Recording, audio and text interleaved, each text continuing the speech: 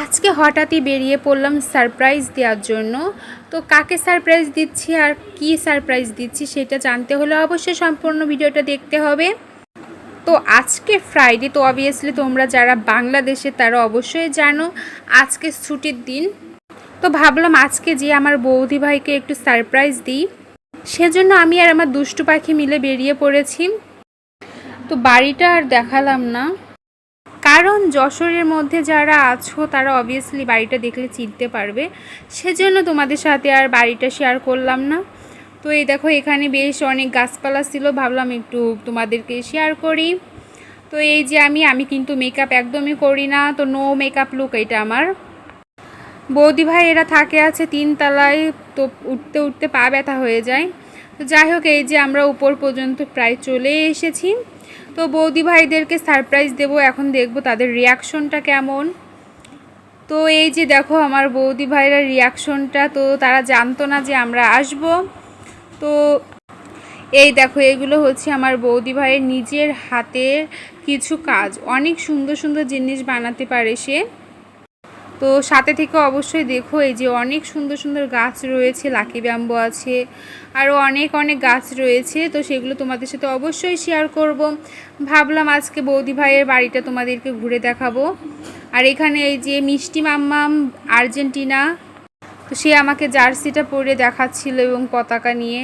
তো তোমরা যারা ব্রাজিলের ফ্যান অবশ্যই মাইন্ড করো না, কেননা আমার দাদা ভাইও কিন্তু ব্রাজিল। তো এই দেখো সম্পূর্ণ বাড়িটা ডেকোরেশন করেছে বৌদি ভাই নিজের হাতে একদম। তো সব কিছু সে নিজে বানিয়েছে, কত সুন্দর তাই না। এটা হচ্ছে ফ্লাওয়ার মোমবাতি। তো ফ্লাওয়ার মোমবাতিগুলো কিন্তু অনেক কিউট দেখতে। তো চলো আরও অনেক কিছু দেখাই তোমাদেরকে।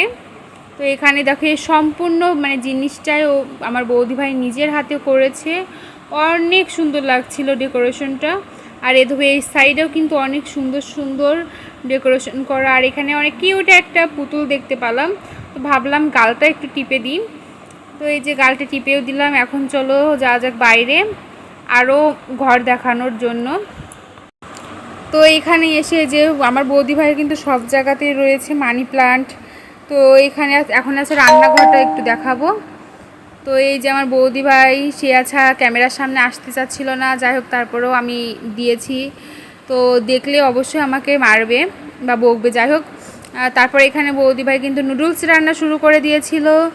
আর এই যে আমাদের মিষ্টি মাম্মাম, আর নিচে রয়েছে পুতুল পাখি, তো আমি ওকে পুতুলই বলি। যাই হোক, এই যে আমরা সারা ঘর ঘুরে ঘুরে দেখছিলাম।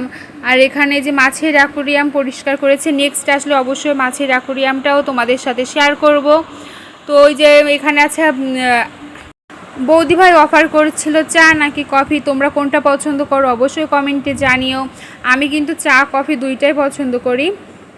তো এখানে আচ্ছা তারপর চলে এসেছি বৌদি ভাইয়ের বেডরুমে। তো আসার পর আগে আছে আমি এখানে আয়নাতে একটু ভিডিও করে নিলাম।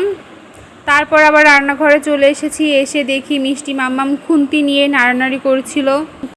কিন্তু রান্নাটা করেছিল বৌদি ভাই, অনেক সুন্দর রান্না করে বৌদি ভাই, তার অনেক যোগ্যতা আছে। তোমরা তো ভিডিওটা দেখলেই, ভিডিওতে ফার্স্টে আমি দেখালাম তার হাতের নিজের হাতের অনেক কিছু। যাই হোক, তারপরে এখানে এই যে নুডলস রান্না কমপ্লিট, এখন আমরা খেয়ে নিচ্ছিলাম।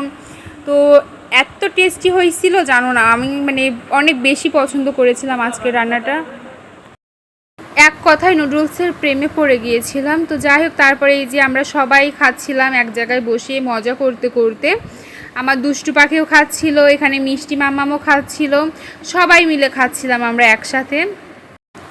একসাথে গল্প করতে করতে খেতে কিন্তু বেশ ভালোই লাগে। আর এই দেখো আরও অনেক গাছ রয়েছে, মানি প্লান্ট গাছ, তারপরে এটা কি গাছ আমি জানি না। তো অনেক সুন্দর লাগছিল, ভাবলাম সবার সাথে একটু শেয়ার করি। তোমরা কারা কারা গাছপ্রেমী অবশ্যই কমেন্টে জানিও। এখানে একটা বাবুই পাখির বাসা ছিল, সেটা একটু ভেঙে গেছে। আর এই দেখো কতগুলো গাছ, তো গাছগুলো কিন্তু অনেক বেশি ভালো লাগছিল। বাই বাই, আজকের ভিডিওটা এই পর্যন্তই, সবাই ভালো থাকবেন। শুনিয়েছি না আমি।